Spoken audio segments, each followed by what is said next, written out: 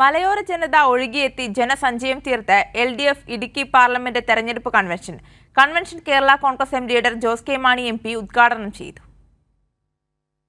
LDFന്റെ Idukki parliament മണ്ഡലം തെരഞ്ഞെടുപ്പ് കൺവെൻഷനിലേക്ക് ആയിരങ്ങളാണ് ഒഴുകിയെത്തിയത്. Convention Jose K Mani MP ഉദ്ഘാടനം ചെയ്തു. ജോയ്സ് ജോർജും താനും ഒരുമിച്ച് 5 വർഷം ലോക്സഭയിൽ ഉണ്ടായിരുന്നതാണ് എന്നും ഒരു കാര്യത്തിന് ഇറങ്ങിത്തിരിച്ചാൽ അത് നേടിയിട്ടേ പിന്മാറൂ എന്ന് തീരുമാനമുള്ള തികഞ്ഞ പോരാളിയാണ് ജോയ്സ് ജോർജ് എന്നും ജോസ് കെ മാണി ഓർത്തെടുത്തു. അദ്ദേഹം ഇത് ഞാൻ വെറുതെ പറയുന്നതല്ല, എനിക്ക് നേരിട്ട് കണ്ട അനുഭവമുള്ളതാണ്. മാത്രമല്ല, ഞാൻ കാണുന്ന അദ്ദേഹം ഒരു പോരാളിയാണ്. അദ്ദേഹം ഒരു കാര്യം ഏറ്റെടുത്താൽ അത് നേടിയെടുത്തേ പിന്മാറൂ എന്ന് നമുക്കറിയാം.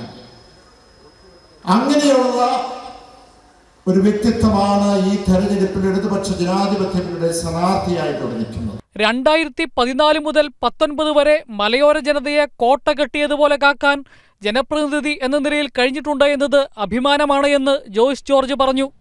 മലയോര ജനതയുടെ അവകാശങ്ങൾ കവർന്നെടുക്കുന്നതിനായി നടത്തിയ എല്ലാ പരിശ്രമങ്ങളെയും പല്ലും നഖവും ഉപയോഗിച്ച് നമുക്ക് ചെറുക്കുന്നതിന് സാധിച്ചു.